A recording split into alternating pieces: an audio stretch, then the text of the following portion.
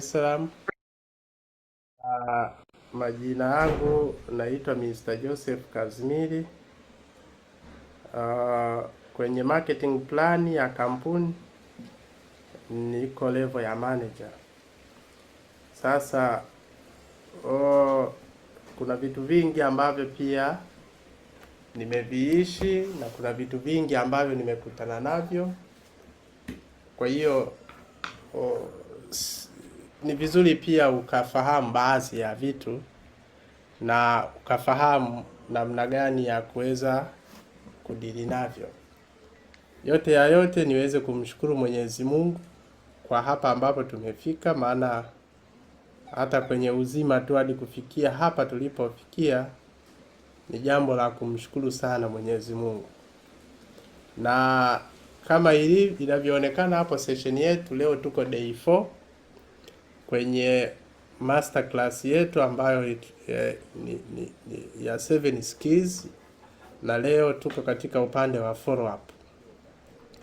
Tutajifunza kufahamu follow up ni nini, lengo la kufollow up ni lipi, maswali muhimu ya kuuliza ni yapi, lakini pia hatua za follow up pia inabidi uzifahamu, ziko kutano, na makosa ambayo unatakiwa uweze usiyafanye, na angalizo inabidi tuweze kufahamu. Kwa hiyo hayo mambo yote leo hii tutaweza kujifunza. Kwa hiyo unaweza ukawa na sehemu ukawa unachukua taarifa, si yote nitayaonyesha kwenye screen hapa. Okay, sasa tukiwa leo day 4 na tumeshamaliza jinsi ya kuweza kupata prospect, kumpata mtu. Unaweza ukashangaa mbona napata watu lakini nimeonyesha wengi, lakini mbona namna ya kuwafanyia nijue mrejesho nashindwa sasa. Lakini pia baada ya hapo tumejifunza jinsi gani ya kuweza kualika. Umeshafanya jinsi ya kufanya invitation, umeshampata huyo mtu, basi unamwalika wapi? Naweza ikawa unamwalika kwenye mkutano, au unamwalika kwenye tunaita kwenye kusikiliza video. Yote hiyo ni aina ya mialiko. Au unamwalika kuonana, kuzungumza naye. Yote hiyo ni aina ya mialiko. Lakini pia tumeweza kujifunza zaidi, ukishamwalika unazungumza naye nini, kipi uweze kuacha na kipi uweze kukifanya. Bahati nzuri session hiyo haikuwa katika recorded kwa sababu ya mambo ambayo tulishindwa kuweza kuendelea kutokana na masuala ya internet kutusumbua mara kwa mara inaingia inatoka. Basi kama mtu utakuwa unahitaji zaidi, utasema utakuja hata niifanye iwe kama recorded, hata sio lazima uwepo, au ukihitaji iji irudiwe ukiwa uko peke yako. Mimi nipo kwa ajili ya watu. Kwa hiyo hata kama ukisema mimi kiongozi nahitaji tufanye wawili tu, basi itakuwa sio mbaya. Hata niko peke yangu unaweza tukaifanya pia. Kwa hiyo na leo sasa ndo day 4 ya kuweza kujua kwamba huyo mtu ameshasikiliza hicho kipindi, lakini sasa unahitaji uweze kumfanyia follow up. Follow up, tunaposema follow up, tunasema kwamba tunaita kwamba sio tunaita follow up ni kuendelea hasa na mazungumzo. Tunaita kwamba ni kuendelea na mazungumzo kwa heshima, sio ili mradi tu unazungumza mtu vipi sasa ili kumsaidia prospect aweze kufanya uamuzi sahihi. Ndio maana halisi ya follow up. Yaani kwamba unapoenda kuongea na huyo mtu unahitaji kuendelea na mazungumzo kwa heshima. Sasa kuna kumpa mtu kumpressurize au kuweza kumpa mwongozo sahihi. Ni mambo muhimu ambayo inabidi uweze kuyajua, na ukishayajua yatakusaidia katika ujengaji wako wa biashara. Lakini pia prospect huyo aweze kufanya maamuzi sahihi, sio kumfanyia maamuzi. Kwa hiyo kuna tofauti ya kumfanyia mtu maamuzi. Mtu unasema bwana, mimi nimemwambia join haraka haraka, nunua. Sasa kuna kumpressurize na kumsaidia mtu huyu aweze kufanya maamuzi yake binafsi. Sasa tupo hapa kwa ajili ya kuwasaidia watu waweze kufanya maamuzi.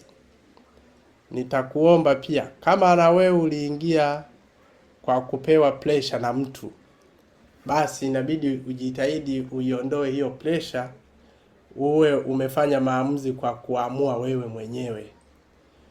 Kwa sababu usipoweza kujua namna gani ya kumsaidia mtu afanye maamuzi kwa kupenda, si sawa na nanili wanasemaga fulani kanibaka. Unadhani kwa nini wanatumia kanibaka? Kwa sababu sio maliziano, umelazimishwa. Sasa kulazimishwa sio au umeibiwa. Nimeibiwa. Sasa umeibiwa, lakini ungempa mtu usingesema umeibiwa. Kwa hiyo unaweza ukajikuta unampa mtu mwongozo wa biashara, kumbe mfumo unaotumia kama unamuibia.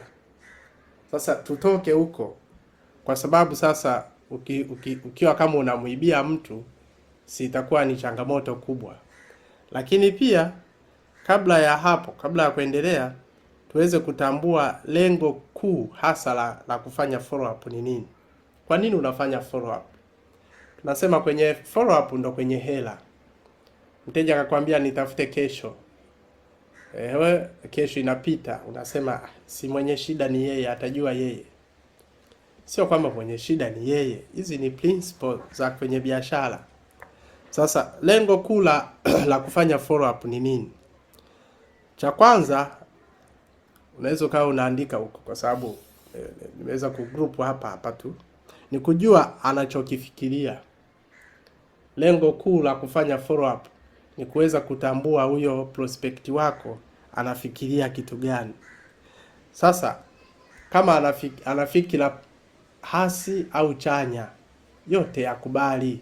Usije ukasema usije ukawa na mafikirio yako kichwani mwenyewe kwamba kila unayewasiliana naye yeye ni ndio tu. Hiyo namba moja. Lakini lengo kuu pia la kufanya follow up ni kuweza kujibu maswali yake. Kuna watu wengine amesikiliza kitu au amekuja kwenye mkutano, usipompa nafasi ya kwamba mfanye conversation ya mazungumzo, haongei, anakaa kimya. Sasa hiyo ni hatari katika upande wa kuweza kuhakikisha kwamba wewe unajenga biashara iliyo imara. Lazima uweze kumsaidia kujibu maswali yake. Kuna maswali ambayo anayo yeye mwenyewe hana majibu. Wewe ndio una jukumu la kumsaidia. Kwa hiyo usije ukamtumia mtu umemfanyia presentation, umempa mwongozo wa biashara, umemtumia tu video na kumwacha pasipo kumsikiliza anafikiria nini kuhusiana na kile ulichomtumia.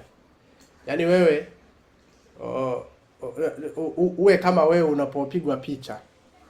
Ukipigwa picha, unajua kinachofuatia, unamuomba huyo mtu, hebu nione picha.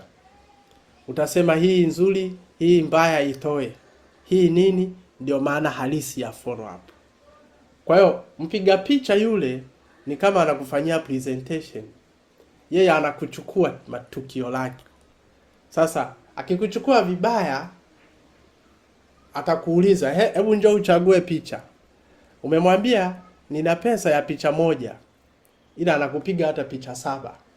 Afa anakuambia chagua ipi nzuri kwako. Hapo ni sawa na anajibu maswali yako wewe. Ila akipiga tu moja na kukutoa, maana yake ni kwamba kama umetoka jicho umelifumba na wewe sio lengo lako la kufumba jicho, maana yake utamuona wewe mpiga picha ni mbaya. Na wewe unapotuma video, unapofanya presentation, unapomwelezea mtu kuhusiana na afya na haupati feedback yoyote, changamoto itakayokuja haujui kama huyu mtu kaelewa, haujui kama huyu mtu kile ulichomtumia au kile ulichokipresent kwake kina mantiki.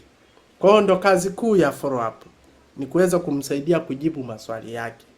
Lakini pia unapofanya follow up, lengo kuu ni kutatua concerns yake. Concerns tunasema nyepesi, tunasema ni kama matamanio yake, matarajio yake, kwamba yeye anatamani kuweza kufanya, yani nia zake kuweza kumsaidia.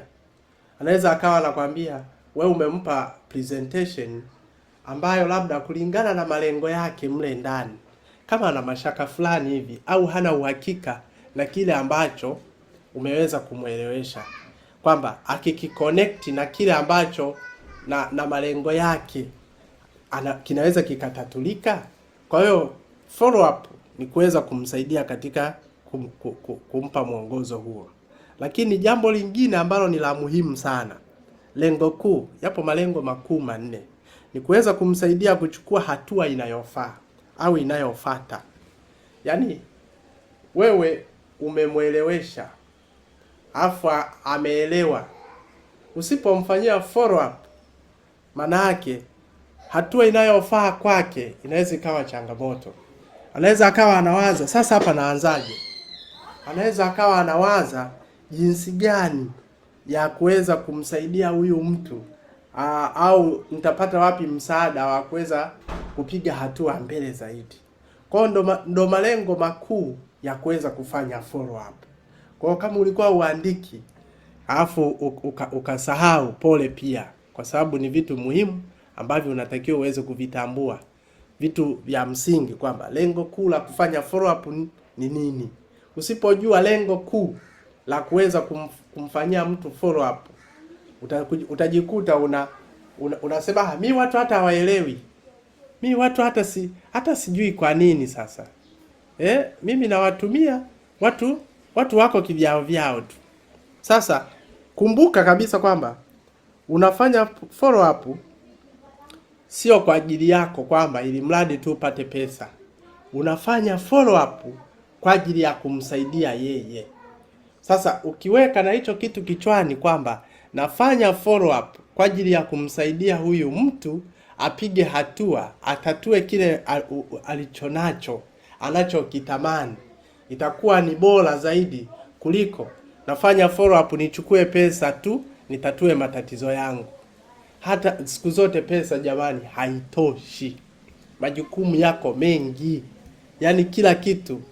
Unajua kwamba jinsi principle ya maisha ilivyo, vitu vilivyoko duniani humu vinavyotuzunguka, ukitoka tu nyumbani utakutana na matangazo na vitu vya kukutamanisha vingi vya kuchukua pesa yako, ila hautakutana na fursa za kukwambia kwamba kuna bango limeandikwa kwamba eti shwa hili hapa bango jinsi gani ya kuongeza wewe kipato chako, jinsi ya kutengeneza kipato, yaani ya kukusaidia kwenye kipato kile ambacho unachokipata. Kwa liweke hilo kichwani kabisa na ulifahamu kwamba unapotoka tu nyumbani, karibia vyote unavyokutana navyo vyenyewe vipo vimetegeshwa kwa ajili ya kuchukua pesa. Havipo kwa ajili ya kuifanya pesa yako ikue. Kwa hiyo usipokuwa na hiyo mentality, na wewe ukaingia kwenye mfumo wa kwamba nafanya follow up ili nipate tu pesa, ndugu yangu, usipoipata pesa kichwa kitakuuma. Usipoipata pesa utaona kwamba mbona huyu haelewi. Tutawaona aina ya prospect pale unapokuwa unafanyia follow up. Wapo kama wa aina 4 hivi. Sasa ujue kwamba huyu unamweka kwenye kundi gani. Ujue kabisa kwamba maswali ya kumuuliza huyu unamuuliza maswali ya aina gani, ili kusaidia kuweza kukuza na kuweza kupiga hatua katika mambo yako ambayo unayoendelea mengine kuyafanya. Sasa kuna vitu vingi ambavyo unapokuwa unafanya follow up. Tuseme kwamba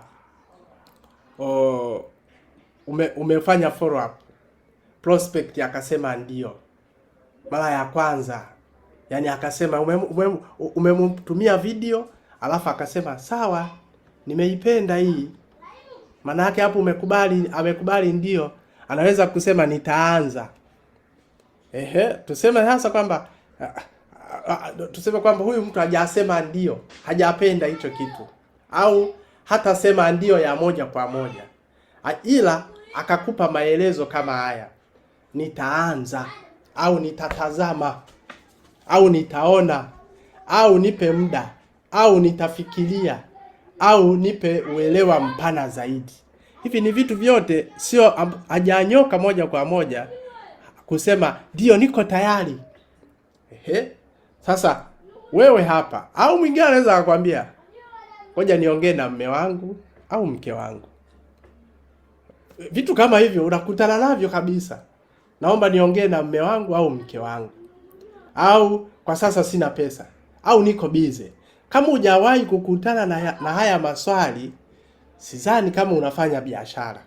Yaani kama hujawahi kukutana na haya mambo, maana yake kwamba haufanyi biashara kabisa. Huo ndo uhalisia. Usije ukasema mimi mbona mambo yote mimi yanaenda.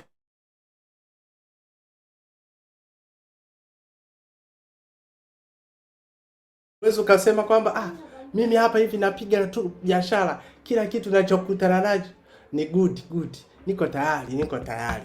Sasa ukiona hivyo pia jiulize, siku ukikutana na haya maswali au na hivi mtu amekwambia nitaona, niko busy, utasemaje?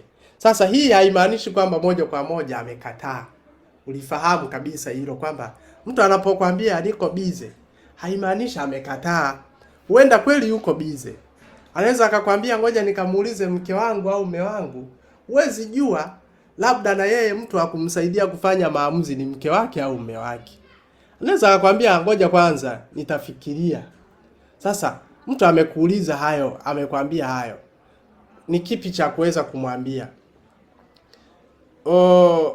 Wewe usije ukafanya ukasema kwamba au tuseme kwamba ambacho unatakiwa uweze kumwambia katika haya mambo haya, nina hiki, unaweza ukamwambia ni sehemu ipi ambayo unahisi haujapata mwongozo sahihi niweze kukusaidia, kabla hata ya kwenda kuuliza au kabla ya nini. Akasema niko busy, unaweza ukamwambia ni sawa kabisa, ninaelewa jinsi ambavyo unavyosema kuhusiana na ratiba wa mambo, jinsi ambavyo yanavyoenda. Mambo mengi sasa hivi kweli watu yanaweka kuwa busy, lakini ningependa kuweza kukuonyesha mfumo zaidi, hata kwa watu ambao wako busy kwa muda wao wa masaa machache, imebadilisha maisha yao. Kwa sababu mfumo wetu wa biashara ni wa part time na full time. Kwa hiyo kama pia hilo ujui, mtu akwambia niko busy, unapiga chini. Kumbe hapo anawaza jinsi gani atapata kitu cha kumsaidia kuweza kuongezea hata kipato chake. Lakini pia unapofanya follow up, sio kusema umeamua. Yaani mtu umemtumia umemtumia video au umemtumia tuseme maelekezo anataka kupungua. Sasa unapiga simu afu unamuuliza unaanza kuuliza kama hivyo kwamba vipi, umeamua sasa, tunaanza lini? Vipi, bado hujaamua tu? Ukifanya hivyo unaonekana kama vile hauko professional kabisa. Hebu mwambie, mpigie simu, muulize, Mr. Flan, kwenye ile presentation ambayo nimekutumia ni sehemu ipi unahisi haujapata maelekezo vizuri ili niweze kukupa mwongozo uelewe. Hakikisha hivyo vitu hivyo unavifahamu. Yaani usianze tu vipi sasa, umeielewa, unajiunga lini? Ukiuliza hivyo ya maana yake unampressurize, unampa pressure. Hata kama alikuwa yuko tayari, anaweza akakwambia nitakujibu, afu anaanza kufikiria sasa. Kwa hiyo unapofanya follow up, ukao ukijua, muulize mtu kile ulichomtumia kipi amekifahamu, kipi amekielewa, na angependa kuweza kupata ufafanuzi upande upi. Ukiyasahau hayo, maana yake kwamba utaanza kumpa pressure. Ndio kama ambavyo niweza kugusia kwamba uliweza kuangalia information niliyokutumia, ni sehemu gani ilikuvutia zaidi, au ni sehemu gani hujaelewa. Yote hizo ni sehemu ambazo kwamba za kuweza kumsaidia mlenge zaidi yeye. Yaani unapofanya follow up, jitahidi katika mazungumzo hayo ya mlenge yeye. Usijilenge wewe. Ukimuuliza maswali kwamba lini unaanza, kumbuke kwamba mentality ya mtu inamwambia kwamba tu huyu anataka nianze alafu aende kwa mwingine, hayuko tayari kunisaidia huyu. Kwa hiyo ukimuuliza wapi imekuvutia zaidi, maana yake bado tena unaamsha mahitaji yake zaidi. Kuna formula halisi ya kuweza kumsaidia au kukusaidia wewe kufanya follow up. Tunaita check, discover, clarify au next step. Hii ni formula ambayo tunasema kwamba uliweza kuona information, hapo unafanya kama una check, yaani unaanzisha maongezi. Discovery, anaonaje yeye, ana swali gani baada ya kumpa hicho kitu, uliweza kuona nilichokutumia. Sasa hapa yeye ndo atakupa swali, alafu baada ya hapo ataelezea sijui ni nini. Jaribu kumwelewa zaidi. Usije ukafanya follow up huku wewe kichwa chako kinawaza vitu vingine. Yaani unashangaa wewe ndo unampigia mtu kumfanyia follow up. Kama sasa hivi hapa mtu unampigia follow up. Mr. Kazimiri, vipi? Ulifanikiwa kuweza kusikiliza ile information niliyokutumia? Akasema, nashukuru sana Mr. Fulani. Mimi kweli nilifanikiwa kuweza kuisikiliza. Unaionaje?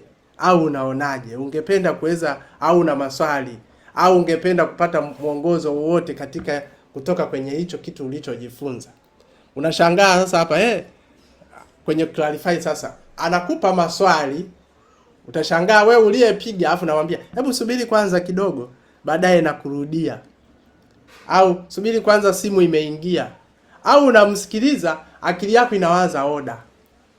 Yaani hauta connect naye hisia za mtu. Hata kwenye kufundisha tu hapa, nikiwa nafundisha mimi concentration yangu haipo kwenye kufundisha.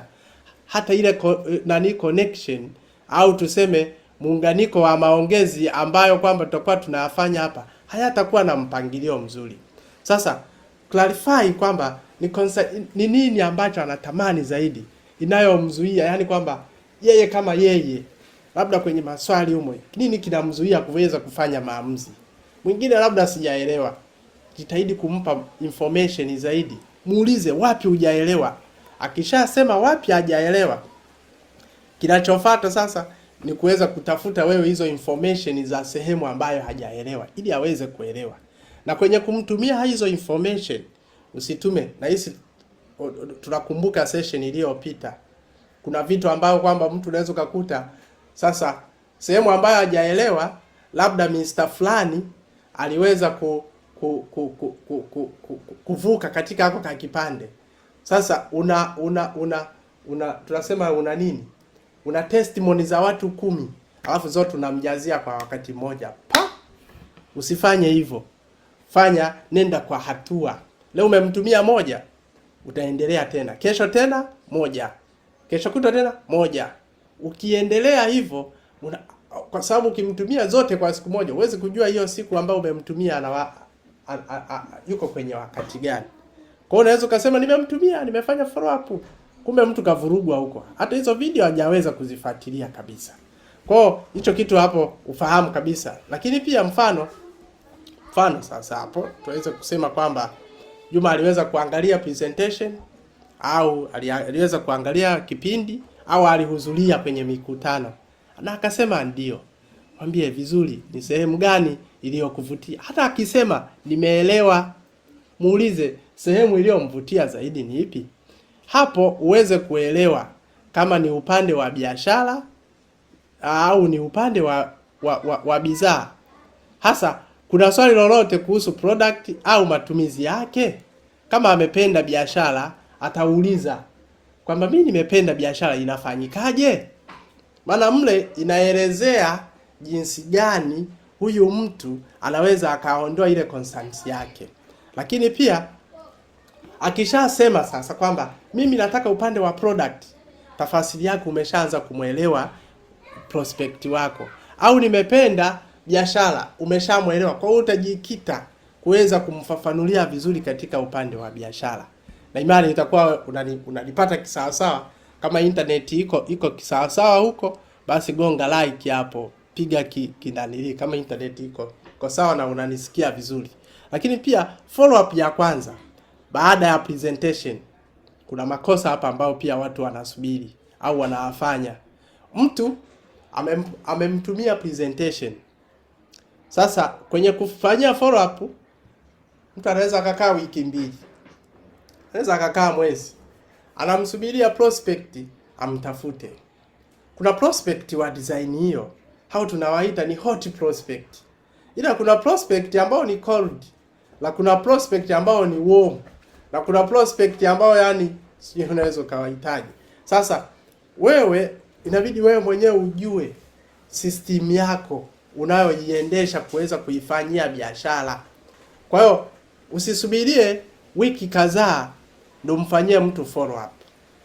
Kama mmeelewana, na ukiona hivyo, maana yake kati ya wewe na mwenzako hamjaweza kuweka ratiba nzuri ya kwamba baada ya hapa tunawasiliana lini. Kwa hiyo ni makosa ambayo tutajifunza pia kwamba uweze kutambua kabisa. Lakini pia follow up ya pili ambayo unatakiwa uweze kuifanya, kama alisema nitaangalia baadaye, usimfuatilie baada ya nusu saa. Labda video umemtumia dakika 40, amekwambia nitaangalia baadaye, wewe nusu saa imepita, unapiga simu, vipi sasa? Dakika zimeshaisha tayari. Vipi, ushafikia wapi? Inabidi akisema nitaangalia baadaye, mkubaliane wote. Mkubalie wewe mwenyewe, sawa, unafikiria utaweza kuangalia leo au kesho, au kwamba ni leo asubuhi au kesho asubuhi, itategemea na muda mnaowasiliana naye. Akisema kesho, unaweza pia ukamuuliza, usimwambie tu kesho afu ukamwacha hewani hivyo. Kesho ni kubwa mno. Yaani kesho ni kubwa sana. Inaweza kawa asubuhi, mchana, alfajiri, si alasiri, yote ni kesho. Kwa hiyo unaweza ukampigia asubuhi, kumbe yeye matamanio yake ni alfajiri, ile ya mapema kabisa ile. Wewe na umemwambia umeingia kwenye kesho, basi na kumwacha hivyo. Hakikisha unamwambia kama ni kesho, basi tunaweza tukawasiliana jioni. Sasa follow up yako ina muda na ambao kwamba mmekubaliana, ili hata akiona simu yako asione huyu jamaa vipi, mbona anatafuta sana. Jamani, hivi sijui nasikika? Ninasikika huko? Kama nasikika, okay. Sasa Samuel hapa ameweka na okay. Basi itakuwa nasikika kisawasawa. Kama sisikiki, andika. Ngoja ni type hapa, maana kama sisikiki alafu mtu ukasema kama sisikiki, sema wakati usikiki, atakusikiaje sasa? Kama nasikika kwa shida, sema hiyo na imani hiyo itatusaidia sana hiyo. Kwa kama ukiona kule uliko na unasikika kwa mawenge, usisite kusema. Sisi tupo hapa kwa ajili ya kusaidiana. Kwa hiyo mtu anaposema nimesikiliza video, unapofanya follow up, unapomtumia video, kwanza hakikisha mmeambiana kwamba unahisi utaisikiliza lini. Ni leo jioni au ni leo asubuhi au leo mchana au ni kesho. Kesho naweza tukawasiliana jioni. Maana yake ukisikimwambia jioni, unambana aisikilize kabla ya kuweza kuwasiliana naye. Kwa hiyo hayo yote ni mambo muhimu ambayo inabidi uweze kuyafahamu. Prospect anaweza akasema nitafikiria. Yaani hakikisha akisema nitafikiria, usimwache hivyo. Muulize, unahisi ni sehemu gani ambayo inakupa utata, tuweze kusaidiana kupeana mwongozo. Hujamuuliza kwamba unafikiria nini sasa. Hebu ona, ni sehemu zote lengo ni lile lile, ila namna ya kufikisha taarifa tofauti. Mtu akwambia, ngoja nifikirie. Unafikiria nini sasa? Sema chap chap hapa hapo, unafikiria nini? Mbona nimeshakupa taarifa yote hapo inajitosheleza. Sasa ni namna yote hiyo hiyo ya kuuliza, lakini ukimuuliza hivi ni sawa, anaelewa. Huenda pia hili jambo ni geni kwako, na anaweza akawa anafikiria labda huko ashawahi kuumizwa, au hana uhakika na kile ambacho umemwelewesha, au muda mwingine anakutafakari wewe. Inaweza ikawa wewe tapeli. Kuna watu wanaenda anakuona wewe kama tapeli. Sasa muulize ni sehemu ipi hasa ungependa uweze kupata usaidizi wa majibu yake. Kuna namna nyingi ya kuweza kumuuliza, lakini usiulize unafikiria nini sasa. Sasa wewe hayo maneno usiogope, wala hata usiwe unawaza tajibu nini, wala hata kwamba usiogope maneno hayo, wala usio unataka kufikiria nini. Kosa kubwa. Sasa muulize tu kwa utulivu, hakuna shida, ni sehemu gani hasa ungependa kufikiria zaidi? Sina pesa. Majibu yote hayo mtu anakuambia sina pesa. Sasa ameshakwambia hana pesa, afu unataka nini? Kakwambia hana pesa, utamjibu nini? Muulize pia maswali. Nimekuelewa. Kama gharama isingekuwa issue. Hebu ona hiyo sentence. Mambo unapokuwa unafanya mara kwa mara yatakaa kichwani mwako. Kama uongei na watu, hivi vikwazo hivi hutakutana navyo. Muulize hilo swali. Kama gharama isingekuwa issue, hata kama ingekuwa kwenye products, ungekuwa interested kwenye hizi afya, au kwenye hii program, au kwenye hii biashara, au kwenye hii opportunity? Yaani kwamba kama gharama isingekuwa issue,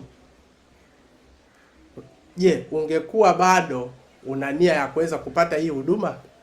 Ndio, ningekuwa na hiyo nia.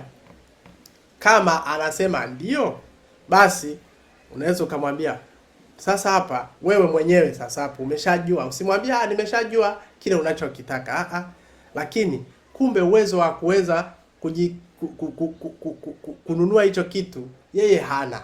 Kwa kuwa hana, unaweza pia ukamwambia sawa, hebu kwanza tuhakikishe unaelewa kila kitu. Yaani mtu ashakwambia hana pesa, na anaweza akawa taarifa ambayo unamwambia muda huo kweli hana pesa.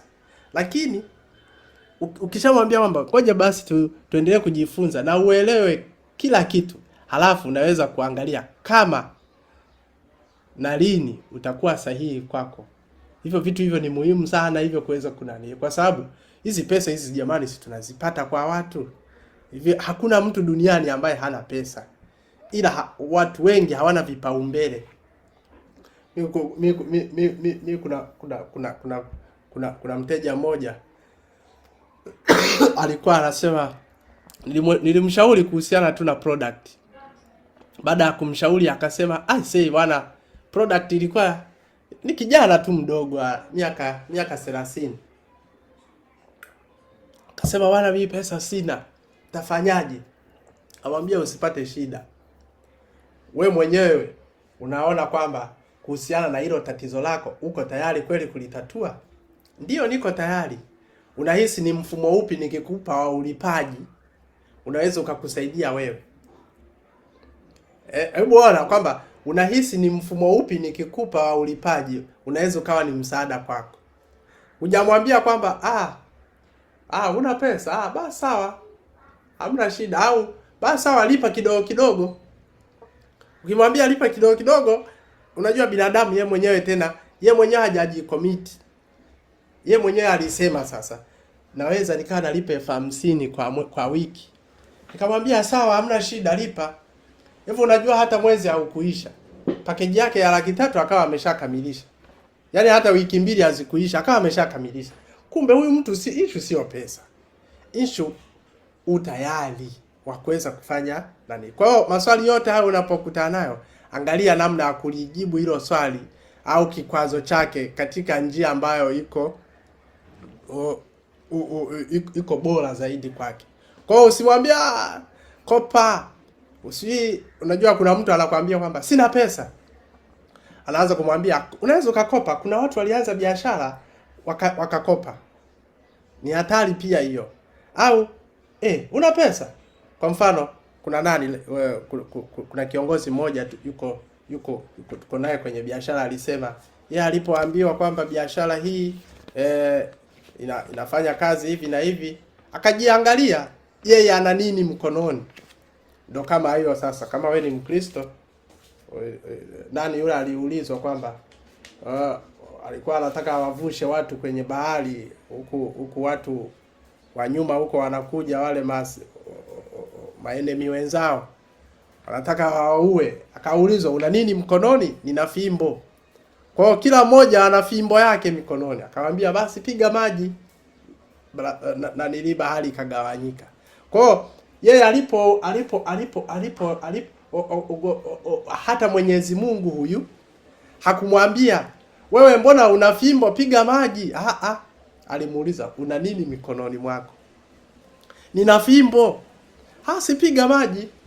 Ila hakumtafutia suluhisho kwamba wewe una fimbo, itumie hiyo fimbo. Fanya hivi. Na ndio maana hata Mwenyezi Mungu anasema kwamba mkiniomba nitawapa. Mkigonga mlango nitawafungulia. Mkiomba nitawapa.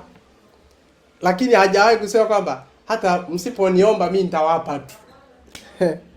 Kwa hiyo na wewe hakikisha unafahamu namna ya kuweza kumjibu. Kwa hiyo mtu anakuambia sina pesa, usianze kumpa option wewe. Yeye ndo azitoe hizo option.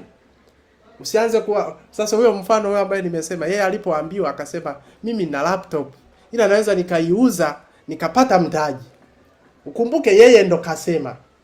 Hujamwambia uza hata kitu chochote. Umeenda kumfanyia presentation, hujui kama hata ana laptop. Unaenda kumfanyia presentation, hujui hata ana kitu chochote ambacho kinaweza kumfanyia kwamba yeye akaanza biashara. Kwa hiyo unapozungumza na mtu hakikisha kabisa usimpe option kwamba unaweza ukakopa. Yeye ndo atajua naweza nikakopa. Naweza nikauza kitu, yeye ndo atajua naweza nikauza kitu. Kwa hiyo usimpe muda mtu kwamba au usimpe nafasi ya majibu ya kwamba lipa kidogo kidogo. Yeye ndo atasema hivi siwezi kuweza kuwa nalipa kwa installment. Sawa, unaweza kulipa kwa installment lakini sizidi muda fulani. Unampa na wewe kizuizi. Zizidi muda fulani bwana. Kwa sababu ikizidi huo muda napo changamoto. Kwa sababu kuna bei zinabadilika. Sasa ikija kubadilika tena utaniona mimi kama siko tayari kukuweza kukupa huduma hiyo. Kwa sina muda. Ndio ile niko busy. Hapa kuna possibility mbili pia. Kuna A hana muda kweli na kuna B hajaona value ya kutosha. Kwa hiyo usianze kuwashambulia hawa watu. Ambia wewe utakoma tu. Una muda kweli? Kama kweli hana muda, mpe mwongozo kuweza kufanya kwa muda wake wa ziada. Unaweza kumwambia kwamba hivi unajua, usimwambie kwamba kuna mtu unaweza ukafanya kwa muda wako wa ziada. Unaweza ukatumia kwamba hivi unajua kuna watu wengine walikuwa busy kweli kweli na ni wafanyakazi wa benki. Kama unavyojua watu wafanyakazi wa benki wakikaa wamekaa, ila wakatumia masaa yao mawili kwa muda wao wa ziada, masaa mawili ya kujinyima, labda muda wa lunch na muda wa kwenda nyumbani. Ndani ya mwaka wakawa wametengeneza kipato fulani. Sikupi kwamba guarantee kwamba na wewe ukianza kwa muda wa ziada utaanza kutengeneza kipato kama yule. Na wewe una njia zako, unaweza kutengeneza zaidi ya hicho. Kwa hiyo hana muda, hakuna binadamu ambaye hana muda kweli masaa 24. Eti uko busy yote. Labda kama uko ICU. Hapo sawa. Ila kama unapumua, unalala, si unafanya nini? Kuna muda tu ambao kwamba unalania. Huenda hajaona value ya kutosha. Hakikisha unaendelea kumpa value. Unaendelea kumpa maarifa zaidi. Prospect akisema siamini network marketing au multi-level marketing. Siamini ni biashara ya mtandao. Usiseme kwamba tuachane naye huyu. atajua yeye. Mfuatilie huyo mtu, muulize, kwa nini huamini? Unahisi ni kitu gani labda kinakupa shida hadi zinakupelekea kutokuamini? Hapa utapata majibu mengi ya kutosha. Kama mtu akikwambia siziamini, utasikia naona kama matapeli, unamfaidisha aliye juu, watu wa hivi wanafanyeje? Kwa sababu anaweza ikawa ameshakutana na biashara za aina hii nyingi tofauti, lakini nakuhakikishia tu kwamba hakuna marketing plan iliyo imara kama kampuni ya Forever. Huo ndio uhalisia ambao nakwambia kabisa. Fuatilia kivyovyote vile unavyojua, hakuna watu wanaolipwa vizuri kama watu wa network marketing ya Forever. Kwa hiyo ukao ukijua kwamba anaweza akawa labda ule mfumo ulikuwa ni shida. Sasa akisema mifumo yao mimi sielewi, mwambie kuna network, kuna multi-level marketing na kuna binary marketing. Kwa hiyo kuna mifumo ambayo wanaita ni network marketing, wanatumia binary. Unasikiaga wale kwa mbili leta wawili. Sasa hiyo maana yake kwamba inatumia binary. Sisi tunatumia multi-level. Ni vitu vili tofauti. Hakuna cha wawili. Kama ukiamua leta 100. Haijalishi kwamba wa chini lazima umsaidie eti atoke, kwamba umuingizie watu. Yeye akuletee watu wake umfundishie. Sasa ni vitu viwili tofauti, lakini pia kuna chairman's bonus. Hakuna marketing na network marketing inayo yenye chairman's bonus, kwamba gawio la faida la mwaka unagawana na mwenye kampuni kama hii biashara ambayo umo kwa sasa hivi. Kwa hiyo hakikisha unamuelewa. Kwa nini uamini? Yaani unaweza mudodose maswali, muulize. Prospect akisema siamini, simwache bila plan. Sema ndo kama hivyo, kumbe hapa nilijaribu kuweka na mwambie sawa kabisa. Unaweza kaongezea neno naelewa. Kale kamsemo I feel I need. Yaani usisahau zile. Ni kitu gani iwe rahisi nikufuatilie, au ni siku gani itakuwa rahisi kwako tuwasiliane? Maana asione kwamba kwa hiyo unanifuatilia tu mimi. Kazi yako ni kunifuatilia tu. Akisema Ijumaa, andika Ijumaa follow up Ijumaa. Sasa umeshampa hayo option ya kwamba sawa naelewa kabisa. Kwa hiyo unaweza ikawa labda huko kweli mtu ashawahi kuumizwa, ashawahi kufanya nini. Ni sehemu gani ambayo inakupa utata? Akisema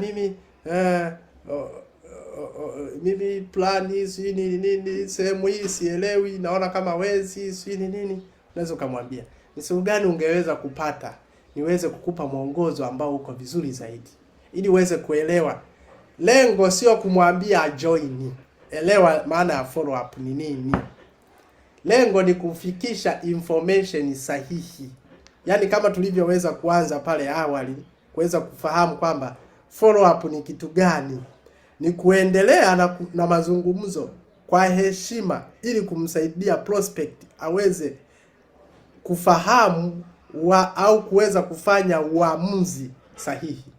Kwa sio kwenda kumshushia manondo, ni kumsaidia. Unaweza kaongea sentensi 2 tu, mtu akaelewa na akasema sasa hivi nimeelewa. Sasa akisema Friday, mweke kwenye notebook yako. Usiamini ukao unasema tu kwamba mimi nitakumbuka tu kufanya follow up. Itakula kwako nakwambia. Usiseme mimi nitakumbuka tu kila kitu. Hakikisha unaandika. Yaani hakikisha kama unatumia nini. Kama unatumia Google Calendar, nenda kaandike. Kama unatumia diary, kaandike tarehe na masaa ambayo amekwambia. Na hakikisha hiyo diary haipiti siku bila kufunua, kwa sababu kama una watu wengi, kuna watu utawasahau. Lakini pia kama unatumia yani kuna nyingi. Kama unatumia Google Calendar itakuwa inakukumbusha. Kwa hakikisha hivyo kitu. Follow up haimaanishi kutuma message kila siku au kila muda, kila vipi hello? Vipi? Umeshaangalia? Vipi? vipi umefikia wapi? Follow up ni kufuatia. Kumbuka ni kufuatia na kumfikishia mtu message kwa heshima. Hasa kuna hawa aina tofauti ya prospect. Kuna hot prospect, kuna warm prospect, kuna cold prospect. Hawa inabidi wajue huyu ni hot, huyu ni warm, huyu ni cold. Warm wa uvuguvugu, hot wa moto hasa, cold wa baridi hasa. Sasa sio kwamba wapime joto kwa nanili joto la mwili wao. Hot kwamba yuko ana interest, nataka nianze sasa hivi, niko tayari kuchukua hatua. Hadi unajua ukikutana na hawa hadi unasema yani nimeongea naye maneno mawili tu, mtu akasema nipe form ni join, na anapiga kazi kweli. Kwa mfano sasa umekutana, nataka kuanza nifanyeje? Huyu yuko hoti. Yani hajakupa yani kwamba sijui mimi sitakuaje, ngoja kwanza sijui fanyeje. Yani huyo yeye yuko hoti.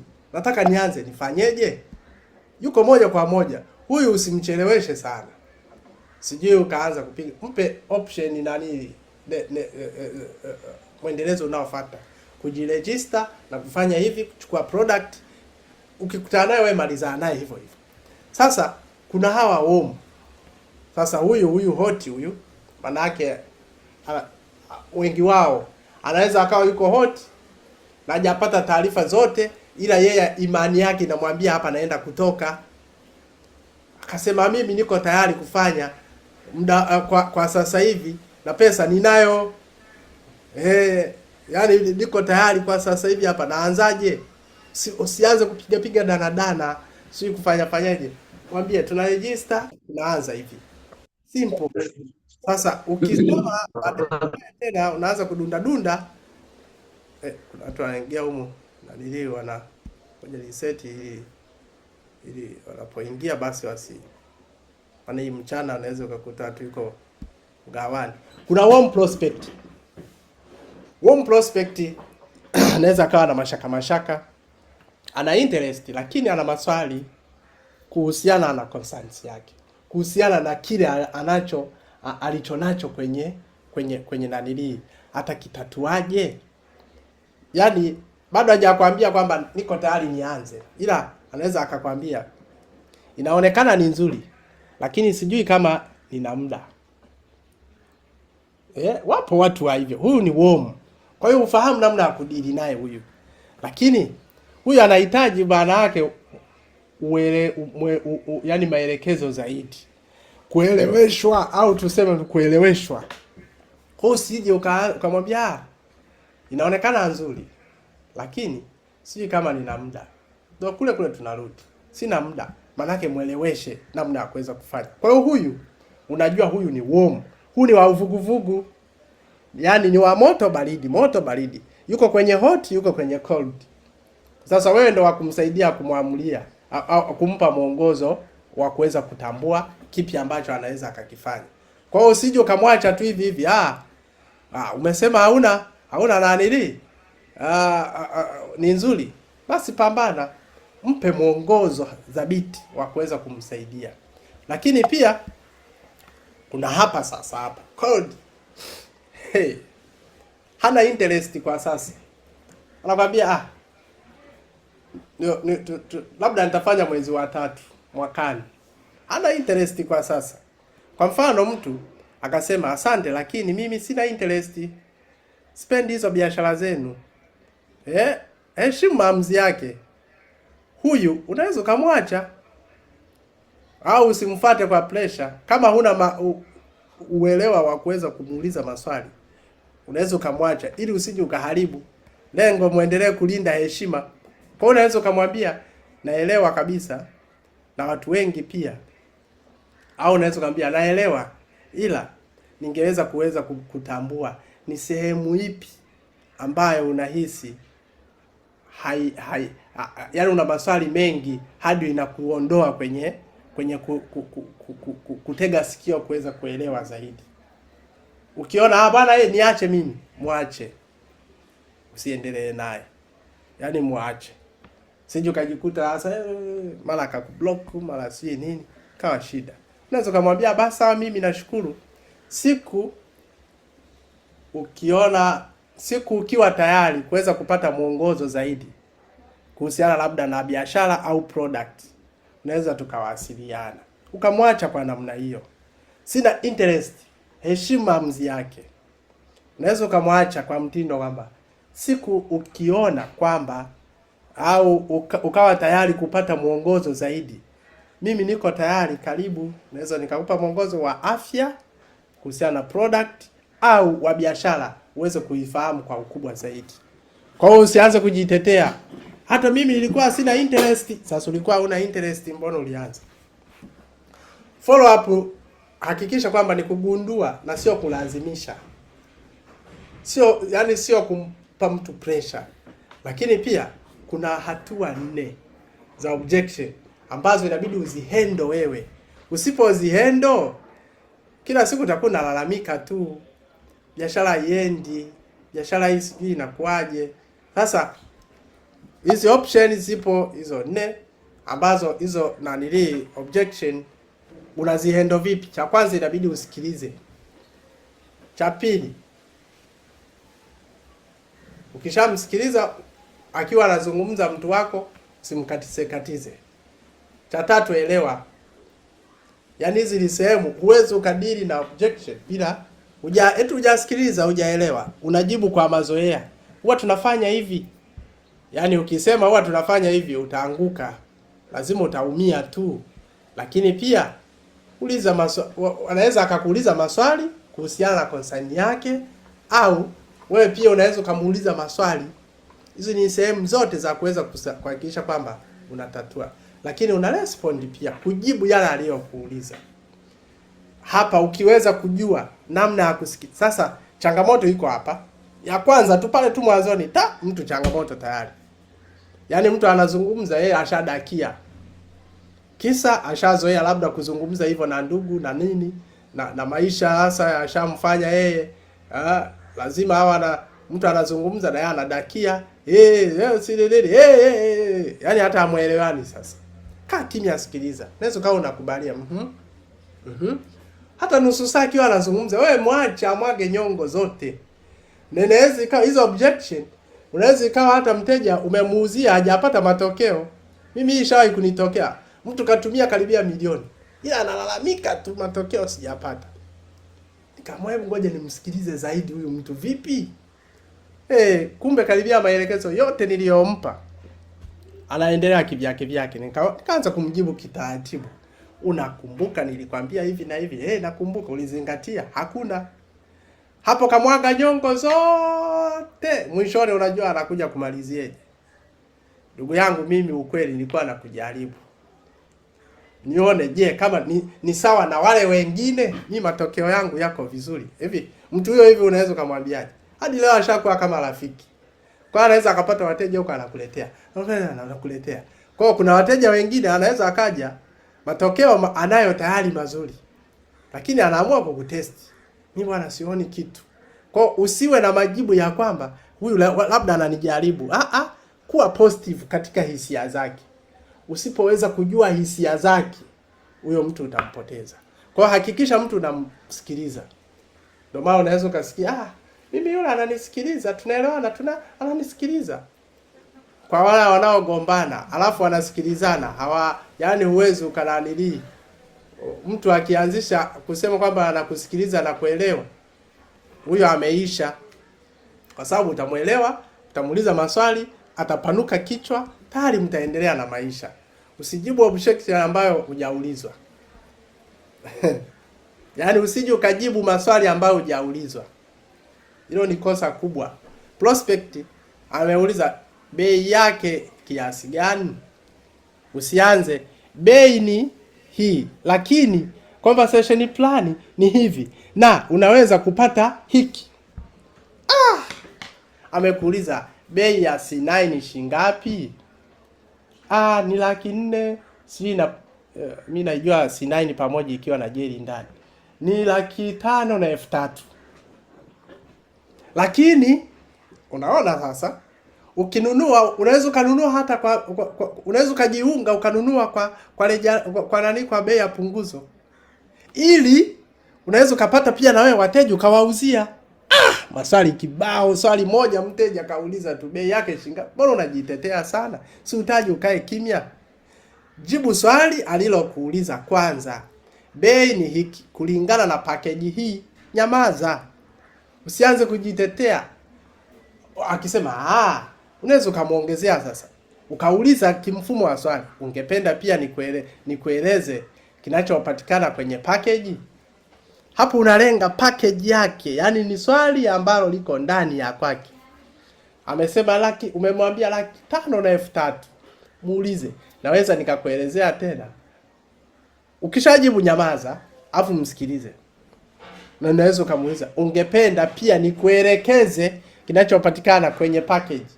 Usianze sasa kuchambua bidhaa moja moja, elezea manufaa. Kama umeshampa manufaa mapema, maana yake ishia hapo hapo. Sasa hapo ndo anaweza akaanza, sina pesa, sijui nini. Na hisi tumeshaelekezana. Kuna wateja mwingine ananunua C9, alafu anakuambia sina muda wa kutumia. Wewe hauko serious na afya yako. Sasa angekuwa yuko serious na afya yake, mbona kanunua? Follow up baada ya no. Mtu amekwambia sitaki. Mtu anasema hapa siwezi. Unaweza kusemaje? Hakuna shida kabisa. Nashukuru kwa kuwa wazi. Hivi mtu akikujibu hivyo wewe unajisikiaje? Tuchukulie mfano unamuuliza, vipi wana umeelewa? Mimi nimeelewa ila siwezi. Nashukuru kwa kuwa mwazi. Kwa siku nyingine utahitaji information kuhusu bidhaa au biashara, niko available. Au sitaki. Unakumbuka lile swali lile? Yaani hivi vitu huwa vinajirudia.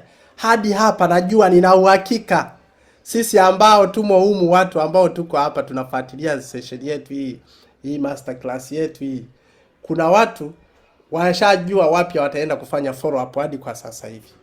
Na kuna watu washajua kwamba tayari niliharibu sehemu.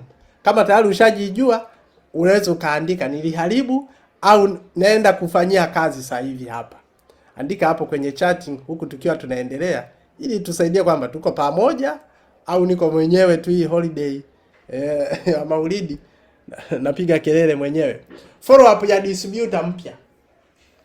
Unaweza kama umeingiza mtu kwenye biashara, hakikisha unamfanyia follow up. Usimwambie Mungu atakusaidia, pambana. Mbona hujamwambia Mungu atakusaidia, wewe utajoin, wewe ishia huko. Jamani, tuandike kile kitu ambacho tunacho kama unaona hadi kufikia hapo kwamba kuna sehemu ulizingua, andika nilizingua. Kuna sehemu naenda kufanyia kazi, andika naenda kufanyia kazi mapema sana. Sasa hivi tu hapa, yani wewe sema. Kwa hiyo tutakuja tusome huku tukiwa naendelea na hii session. Kwa hiyo follow up ya distributor mpya. Mtu kaanza ukampa ukamfanyia kwenye tunaita ukampongeza, na yeye akafly, asante sana aisee nimeanza. Unaweza ukarudi ukapiga picha na nini, lakini hakikisha unafanya naye follow up. Ni follow up ipi kwa mtu mpya? Ushawahi kufanya follow up kwa mtu mpya? Kama hujawahi, basi ndio maana tuko hapa kwenye hiki kipindi chetu hiki cha kuweza kusaidiana na kuweza kujua ni follow up ipi kwa mtu mpya. Ameanza biashara. Kwa sababu gani hii nimeiweka? Naweza nikajibu pia hapa. Nimeiweka hii kwa sababu najua tukija kutoka hapa tutaanza kuna hadi sasa hivi watu washaanza kutafuta watu, ile kufind prospect, washaanza kutafuta prospect. Lakini pia tayari watu humu wapo ambao tayari washaanza kufanya presentation kwa tumia video na hapa na pale. Lakini pia humu kuna watu tutafikia wakati namna ya kufanya presentation. Tutaalika watu watakuja kuanza kusikiliza. Lakini akishasikiliza hakikisha unamfanyia follow up, na ndo hii sehemu sasa amesikiliza, ameanza biashara. Aha, utamwacha tu kwa sababu kashaanza? Mungu amsaidie huko huko atakakokuwa?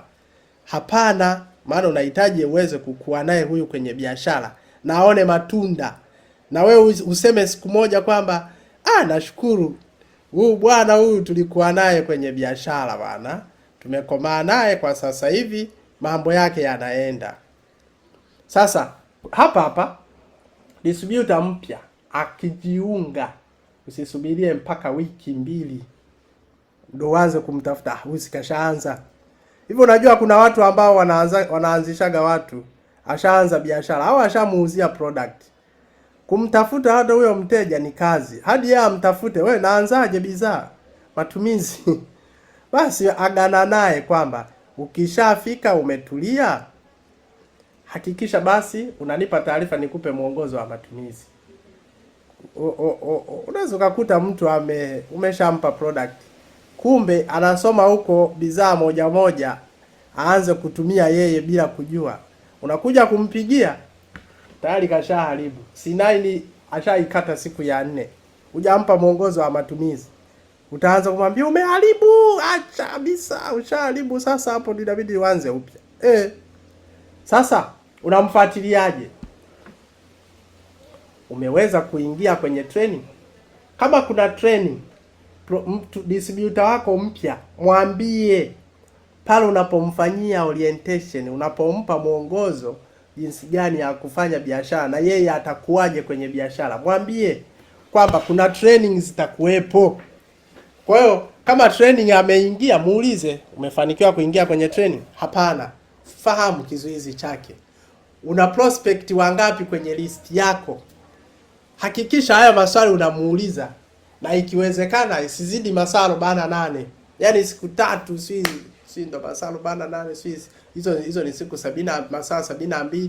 Hakikisha unamuuliza, una watu nije nikusaidie?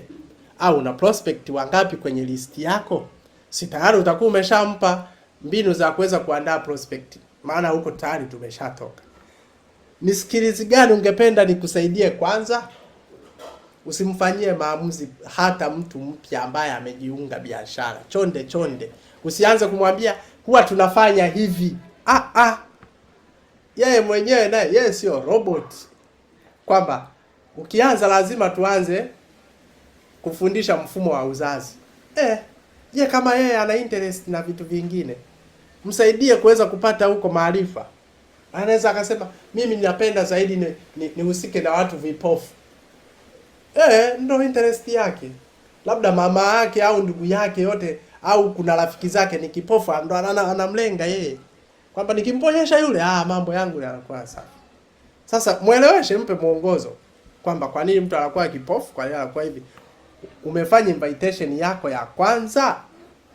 Yaani mambo yote haya kwamba una watu wa kwenye kuwafanyia presentation au kuweza kwa yeye mwenyewe aenda training. Hakikisha unajitahidi kuafahamu jinsi ya kufanya invitation, namna ya kualika huyu mtu. Asipojua namna ya kualika, ataingia tu ni kama kwenye chama fulani tu yupo kwamba nimejiunga na mimi nilijiungaga bwana. Kwani ulijiunga afi ikawaje sasa? Ulijiunga. Hii ukishauliza hao maswali ya muhimu hayo kwa huyu mtu, namna ya kudili naye, umeshamfundisha namna ya kufanya invitation, ushamwambia una watu tuweze kuongea nao kwenye list yako. Kuna training uliingia au watu wako waliingia. Kama hawajaingia ufahamu ulialikaje. Vitu vyote hivyo msaidie huyo binadamu atambue. Hii itakusaidia sana kwenda kwenye hii presentation hii, kwa sababu kuna nini hili ya kuja kumsaidia mtu ambaye tayari ameshaanza na yeye akue. Hii iko day 6. Kwa hiyo wewe ambaye unayepotezea mafunzo na biashara yako haikui, manake tutakuja kuona jinsi gani ya kumsaidia huyu distributor aweze kupata information sahihi na aweze kukua pia katika biashara yake. Hii iko day 6. Kwa hiyo hapa tuna day 4.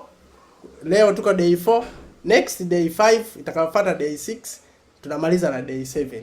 Kinachofuata hapo tunaanza kufanya vipindi vyetu special, na hata hapa tutajifunza namna ya kuweza kufanya kipindi. Unafanya presentation, tumekaa tumekusikiliza.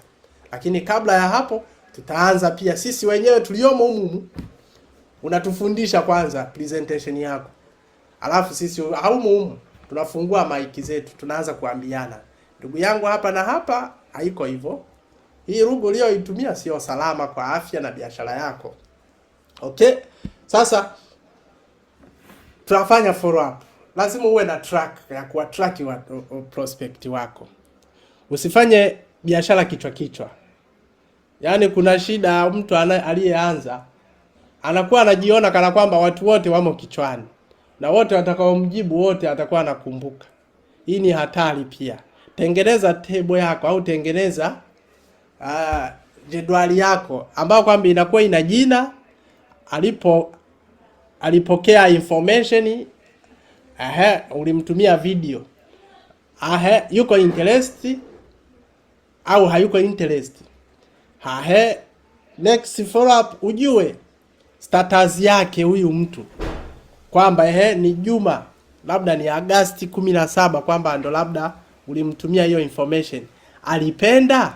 Ndio, nilipenda. Ndio hiyo tunampa hai. Hiyo nani haya.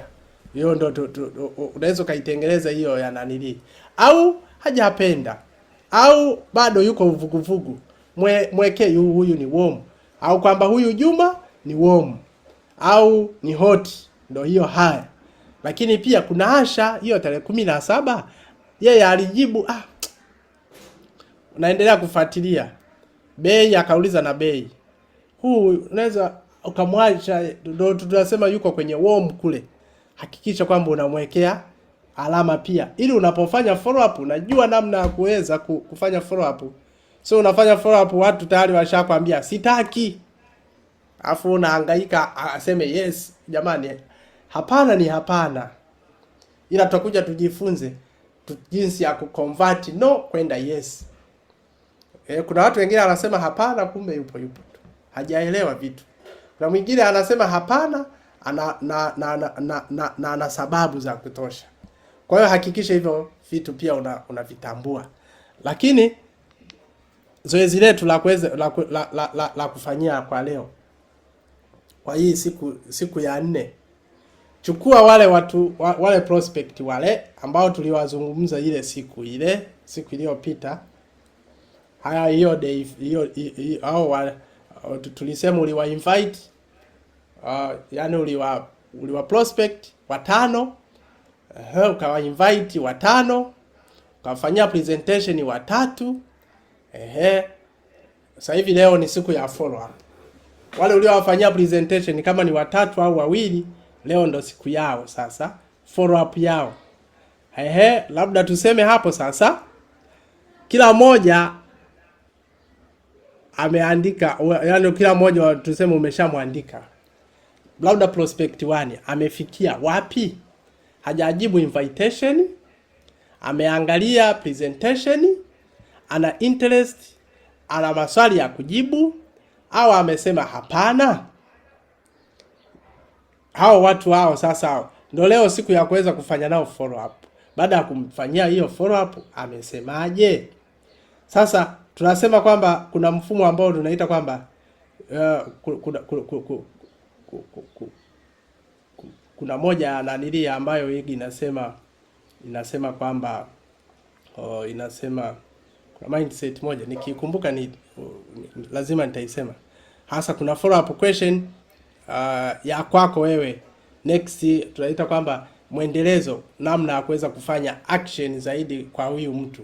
Sasa hapo kwamba hilo zoezi inabidi uweze kulifanyia kazi. Ngoja niendelee kuliweka sawa, maana inaweza ikawa mtu hapa hajaelewa kisawasawa. Na maanisha nini? Ile follow up au ile presentation ya watu wako wale 5. Zoezi la leo, nenda ukafanye follow up ya watu 3, lakini zifanye vizuri Kwa mfano tuchukulie kwamba labda follow up 1 una Mr. Juma, muulize uliweza kuangalia ile information. Yaani hiyo ndo follow up, kwamba uliweza kuangalia ile information. Tunasema kwamba uifanye vizuri.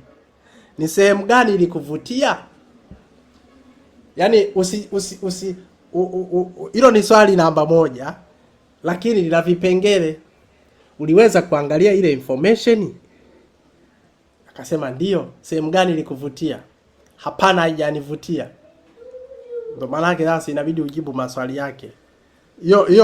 Hiyo iweke kichwani kabisa. Follow up ya pili, baada ya kuangalia presentation, kuna jambo lolote ambalo bado hujalielewa? Hiyo zote ni aina ya follow up.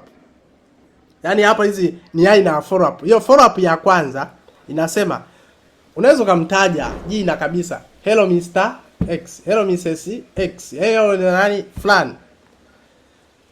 Uliweza kuangalia ile information?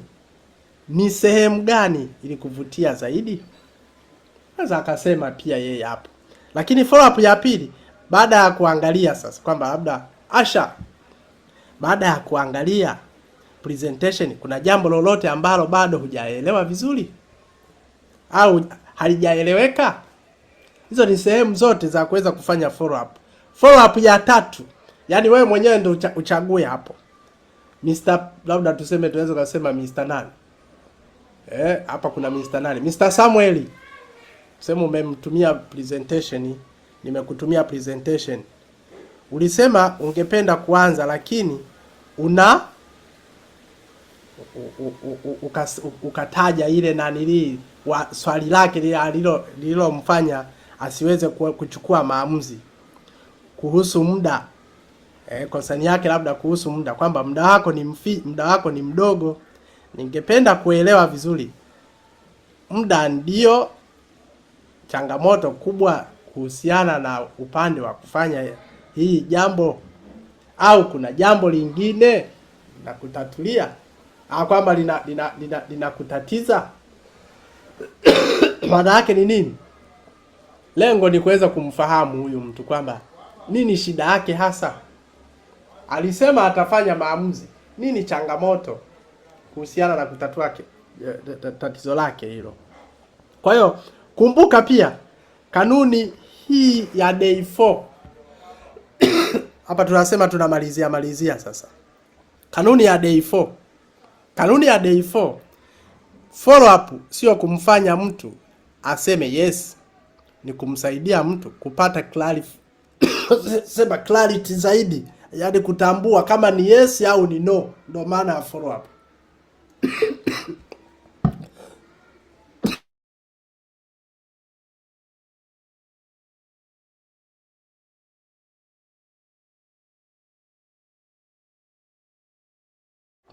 Sio kama unanipata kisawa kabisa. Kwa hiyo wewe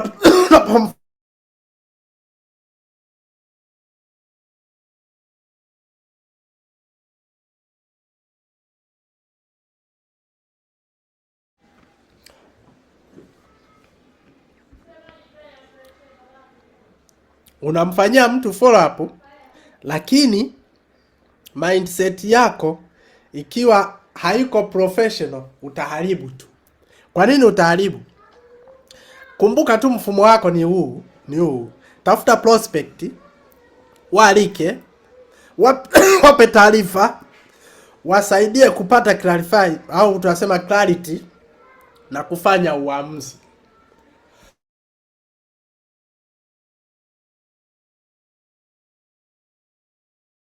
Hiyo ndio formula yako. Haupo kumlazimisha mtu kwamba lazima wewe ufanye. Lengo ni kufind prospect, invite prospect, presentation kwa prospect, na follow up kwa ajili ya kumsaidia nini aweze kutambua zaidi au aweze kupata majibu zaidi kuhusiana na hilo.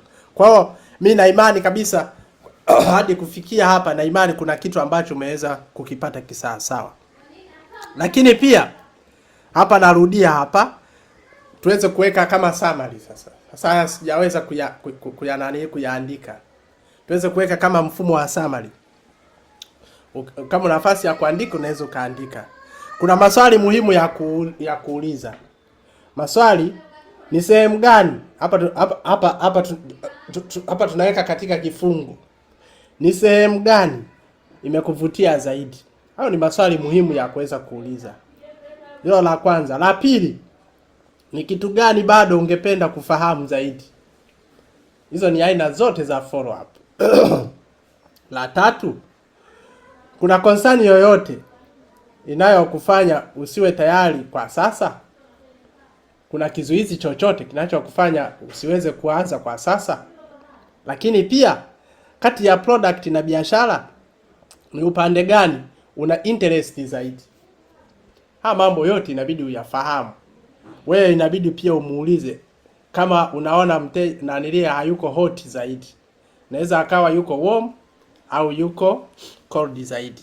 Lakini pia la mwisho, unaona hatua inayofuata kwako inaweza kuwa ipi? Ashasikiliza presentation, ushamuonyesha kila kitu.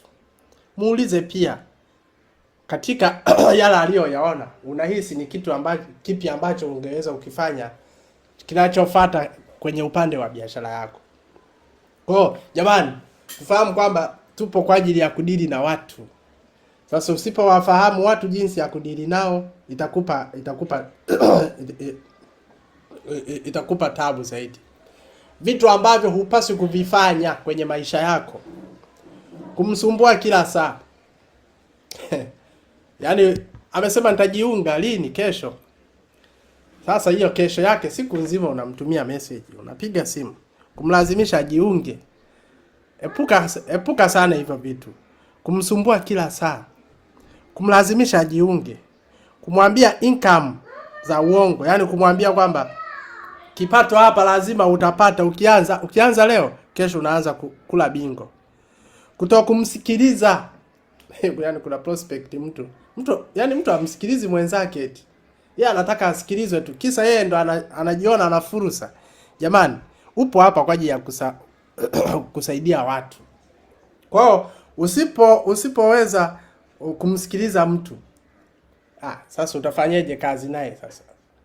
Huyu mtu yeye mwenyewe atasemaje niko tayari kufanya kazi na wewe na wakati ya msikilizani? Anakuagiza kokoto, unaleta nondo, mtafika wapi? Hatua za kufollow up, unaweza ukaandika hapo. Kuna kuwasiliana, ni muhimu sana. Kuna kusikiliza, kuna kuuliza maswali, kuna jibu na mpe taarifa, lakini pia mapendekezo ya hatua inayofuata. Kwa hiyo kuna wengine unaweza kumsaidia kuweza kufanya uchaguzi wa kitu ambacho unatakiwa uweze kunadili. Ukifanya follow up bora zaidi, au ukafanya invitation, presentation, vyote hivyo kavifanya vizuri na ukamalizia follow up vizuri. Follow up ni pesa. Na ndio maana hata session yetu itakayofuata ya day 5 ni jinsi gani ya kumsaidia prospect awe mfanyabiashara. Yaani kwamba prospect, au tuseme unaweza kumsaidia mteja anayetumia product aweze kufanya biashara. Sasa hebu niambie kule ambako tunakopita hadi kwa sasa hivi. Na itakayofuata zaidi baada ya hapo, jinsi ya kumsaidia mtu aliyeanza biashara. Na la mwisho zaidi, namna ya kupromote event. Ameshaanza biashara, lazima promote event, aone results. Kwa yote hayo mimi ningependa kuweza kusikia sasa kutoka kwenu, na imani utakuwa watu hapa wameweza kupata kitu. Na nilia leo itakuwa imeenda sawa kabisa. Mimi nakaribisha, kama kuna swali uliza, fungua mic yako, uliza, usione aibu, kuwa free. Jamani, ambao tumo humu ndo tujue kwamba ndo tunataka tujifunze kufanya njia sahihi.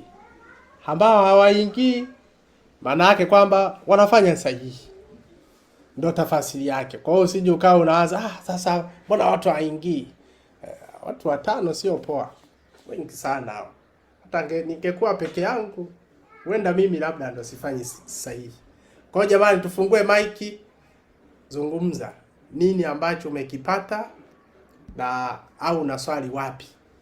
Ukikosa maswali hapa leo au kama umejifunza vitu unaweza ukaandika pia. Nimepata vitu.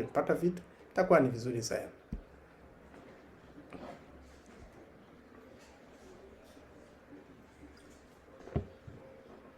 Hakuna swali?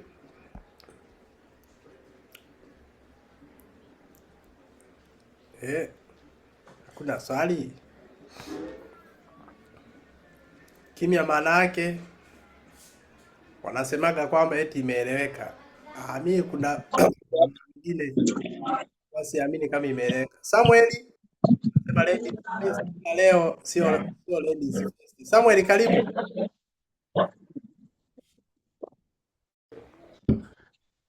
Samuel. Asante. Naam, nasikika sijui. Kwangu unasikika vizuri. Loud. Okay. Asante kwa kipindi hiki cha leo. Kiukweli nimejifunza, muda haujapotea bure, na ni vitu vingi kiukweli nilikuwa nakosea, niwe mkweli kabisa, wala si kwamba nilikuwa nakosea hata kabisa. Kuna vitu ambavyo na imani sio kwamba niko peke yangu, japo naweza nikajizungumzia mimi peke yangu, lakini kupitia hili darasa kiukweli nashukuru kwa leo, na kazi maeneo ambayo ndio yanapelekea hata tusiwe tunaona result, kwa sababu kuna vitu unaweza kuwa unavifanya unaona ni kama kawaida tu, lakini kumbe akili ya mtu mpaka umpate yule mtu ajoin afanyaje, ni process kidogo na inahitaji maarifa ya kina. Kwa hiyo nashukuru kwa hiki kipindi na naahidi kwenda kufanyia kazi yote ambayo tumejifunza hapa siku ya leo. Asante. Karibu sana. Nashukuru pia kwa kuweza kutupatia mrejesho wako. Mwingine ambaye yuko tayari kuzungumza? Jamani, tusiishie kujifunza tu bila kuimplement. Bila kufanyia kazi ni kazi bure. Ambaye yuko tayari kwa mazungumzo, kwa mrejesho wa nini? Fungua maiki, zungumza.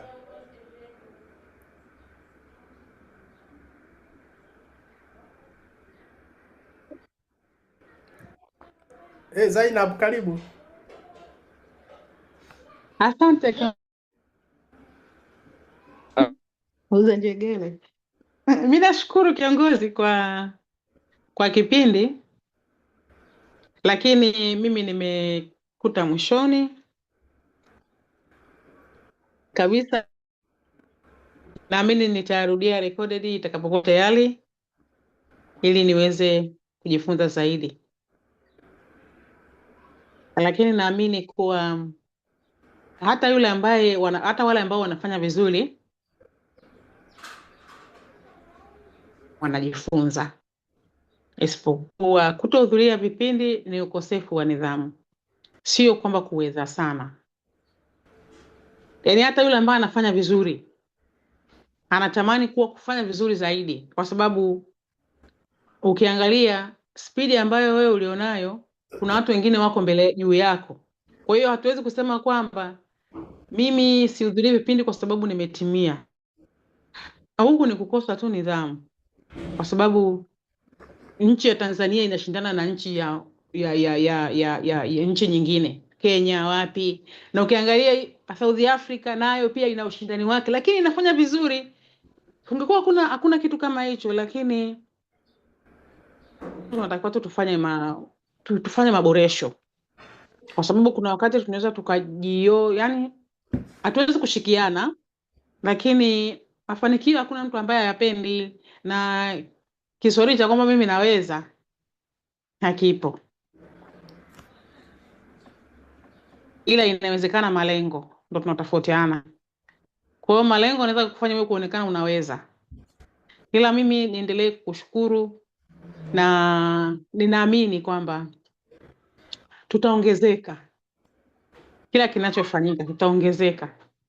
Mimi nilikuwa na kipindi hapo sasa hivi nikifanya, ni kweli nimepiga, manake siwezi kusema kama nimefanya vizuri, lakini nilisema lazima nifanye, halafu baadaye nikosee, nikishakosea niendelee na vipindi ili nione wapi nimekosea, ili niendelee kwa sababu yule mtu ananiamini mimi. Kwa hiyo nimefarijika pia kuona kwamba yeye ananiamini mimi, lakini kile ambacho mimi anakiamini kwamba mimi ndio naweza, wakati mimi najiona niko zero. Yaani sina. Kwa mimi nikabidi nifanye, na nimefanya.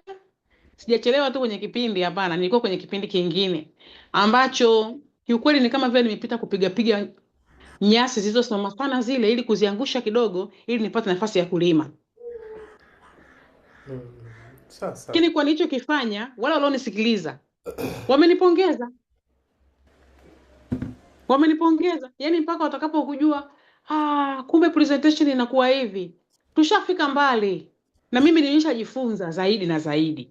Kwa hiyo nitakuwa hadi siku kwa vipindi kama hivi viendelee, kwa sababu kuna ambao tunaona vina manufaa kwetu. Na hata hao ambao wanaona hakuna manufaa, kuna siku watakuja kurudi. Kwa sababu sisi tulokuwepo tukiamua kufanya kwa vitendo sasa, tukaonyesha mabadiliko kwenye biashara zetu, na wao wataona kwamba kwani kama vile kuna vitu vinabadilika, sio hivi vipindi vinavyoendelea hivi. Na mimi nilikuwa natamani sana hivi vipindi viwepo. Yaani katika mtu ambaye anatamani hivi vipindi viwepo, mimi binafsi natamani nihudhurie hivi vipindi. Mimi sijakosaga kipindi. Ukiniona nakosa kipindi, labda siku hiyo nimechoka. Sio kuchoka, niko tayari nijiunge, alafu labda usingizi uje.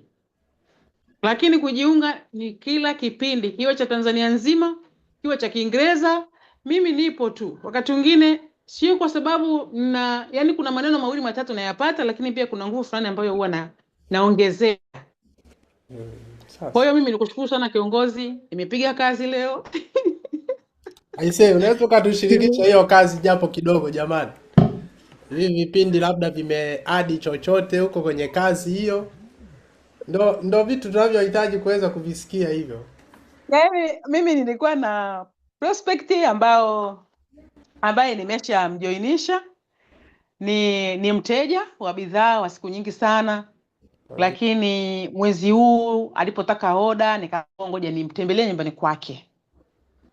Nimeenda kwake, nikaenda kuconfirm juu ya, tulikuwa tumeshaahidiana muda mrefu sana kuwa atajoin miezi 3-4 ishapita, kabla hata bei haijapanda. Kwanza sijui mwezi wa pili ule, lakini hakujoin. Kwa hiyo safari hii nikasema acha tu nitoke nimpelekee hizo bidhaa mbali Kijichi huko. Lakini nilienda, na nilipofika kule nikaongea naye tu kawaida.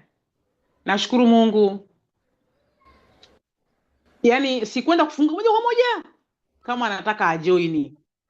Ile mimi na nikamuonyesha umuhimu wa bidhaa zetu zilizo, yani zipo zaidi ya zile ambazo nimempelekea, japo anajua hilo. Alafu nikamwacha. Ni mtu, unajua ukienda kwa mtu alafu anakusindikiza na gari, na wewe una gari. Hapo umempelekea fursa na gari yake. Kweli kanisindikiza na gari yake mpaka stendi. Na mimi kwa kweli kuanzia pale nilisema huyu dada hawezi tena kunichukulia kwa kawaida. Yaani hawezi tena kunichukulia kama alivyokuwa ananichukulia. Kulingana na nilivyoenda pale. Lakini hamwezi kuamini. Baada ya kwenda pale ni kama vile nimekwenda kuchochea moto. Baadaye juzi tu akaniambia, Zai, nataka bidhaa fulani. Akaniambia, lakini ule mpango wangu ule bado ninao. Nikamwambia sawa. Kwa hiyo bidhaa unazozihitaji kwa ajili ya mimi kwa kweli nilikuwa tayari kumuuzia. Kwanza nilishamaliza elimu ya kujoinisha yeye. Yaani nilishaongea kila kitu. Kwa hiyo mimi alipotaka huduma, mimi nikawa tayari kumuuzia. Na kwanza nina shida. Akinipa ile nishajipangia ratiba mimi. Baadaye yule mwenyewe akastuka akasema, kwani Dazai mimi si nilikuwa na ratiba ya kujibu. Kwa hiyo Sasa si ni saa mwisho wa mwezi. Sasa umesaa mwisho wa mwezi. Kwani ni mwisho wa mwezi? Dazai kama vipi mimi Jumamosi au Jumapili nije? Unayo hilo hela? Nasema ipo. Nasema basi sawa. Kweli jana akafika ofisini, tena akafika na mtoto wake. Ni daktari. Nimekaa nao pale, nimeongea nao, wanielewe, yani walinielewa. Kwa hiyo kwa advantage ile ile nikasema sasa hawa natakiwa leo hii niwape sasa muongozo, tuweke plani sasa, anawezaje, anataka nini kwenye biashara, kwa sababu kiongozi alishasema kwamba inatakiwa sasa uconnect yeye anachotaka wewe na kampuni itakachomfanyia, yani kampuni na uwezo gani kwake. Kwa hiyo mimi hata kama nilipokaa naongea naye, nikaa namwambia usiongee na mimi Zai, unaongea na kampuni. Haya ninaokuambia haya ni yale atakayokuwa yanakufanyia kampuni, sio mimi. Maana usije ukasema sasa huyu mimi wewe siwezi kukugaia, lakini kampuni ina uwezo wa kufanyia kila unachotaka kitokee. Kwa hiyo mimi namshukuru Mungu kutokana na kile ambacho kwamba unatakiwa uconnect na malengo yake yeye. Mimi niliconnect moja kwa moja na malengo. Kwa hiyo tulianza na malengo. Unataka nini? Kwa nini umeanza biashara? Manake naona hujaanza biashara tu kwa ajili ya afya. Hakajielezea. Kwa kweli mimi kama ninavyosema, ni kama nimepiga hivi. Sikuwa na ile takwimu ya kwamba ukifanya 4cc. Kwa hiyo mimi nilikuwa naelezea hapo ndo na calculate. Kwa hiyo najua ni makosa ambayo natakiwa niyafanyie kazi. Lakini pia nilikuwa natumia simu kuongea. Mimi ndo niliamua kumpigia simu. Tumeongea karibia masaa 3.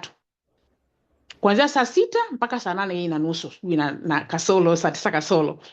Mimi ndo nilikuwa nimepiga simu. Kwa sababu ya nini? Kutoandaa presentation. Siwezi. Kama ningekuwa nimeshaweza kuandaa presentation, na sio kama siwezi na hofu. Yani nitaweza. Sasa wewe uwezi, halafu unamuunganisha naye hawezi. Halafu sasa mnakutana pale ndio kwa haiwezekani.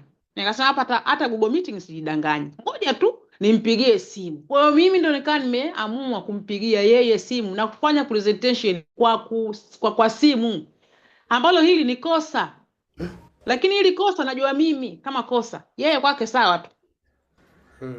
Na amenipongeza tu vizuri. Kwa hiyo tukaanza na plani yake. Alipomaliza plani yake nika connect zile plani zake kuzipeleka kwenye CC.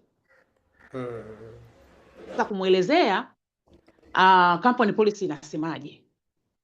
Anawezaje kutengeneza hicho kipato kwa mwezi? Anawezaje kufikia malengo yake ndani ya miezi 3 kwa kiasi ambacho amekiweka?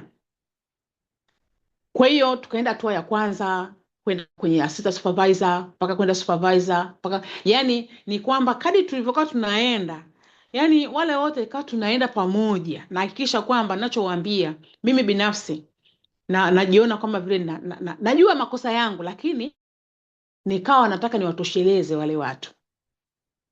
Kwa hiyo tukafanya hivyo mpaka mwisho.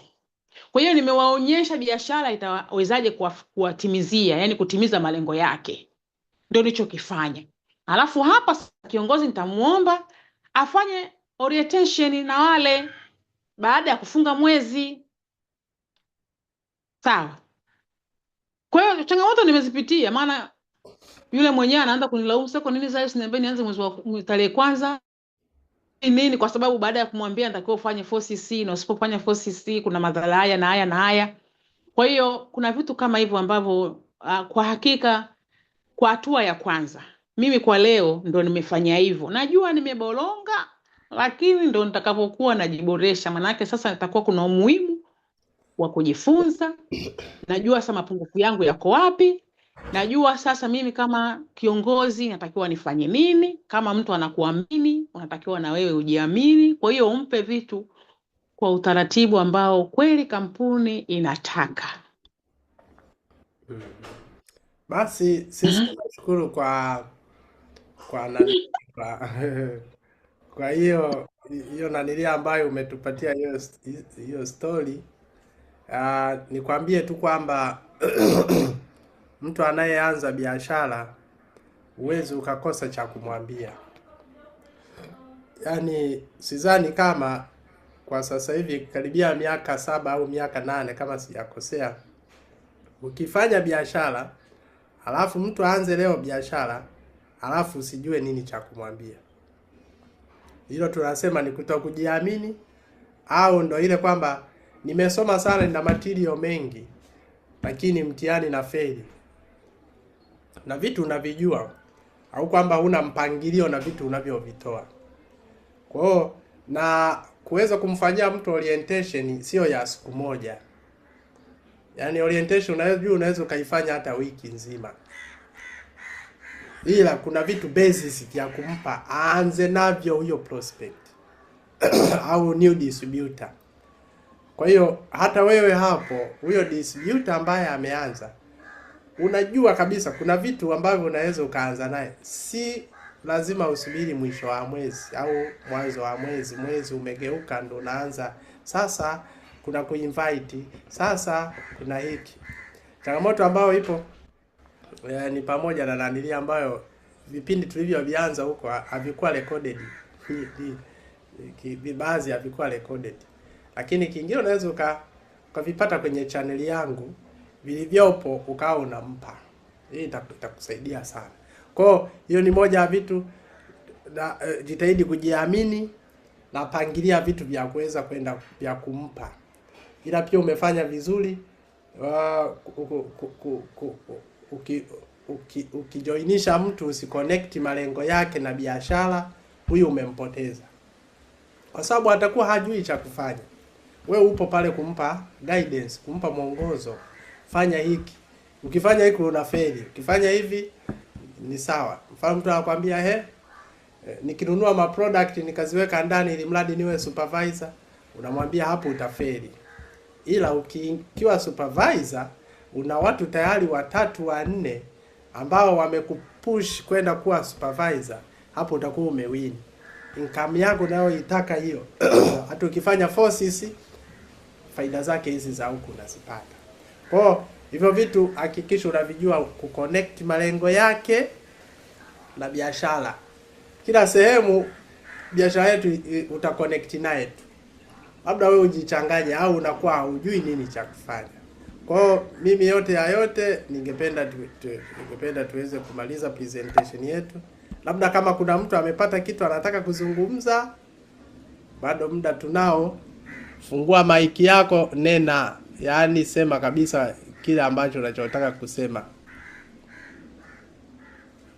Kama kuna mtu hapa yupo anataka kuzungumza kitu, fungua mic, zungumza.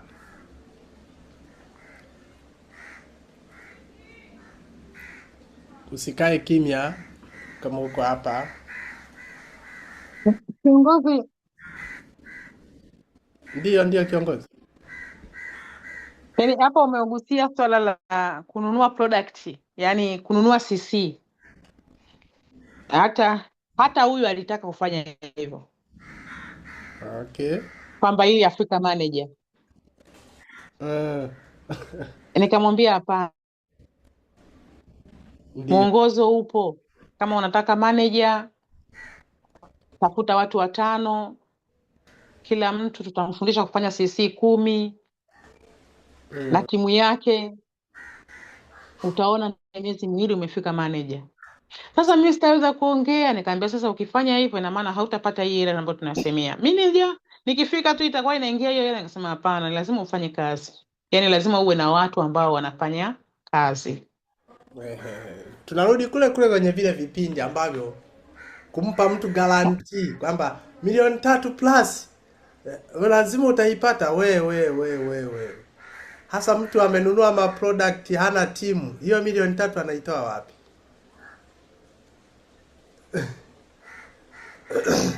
Halo?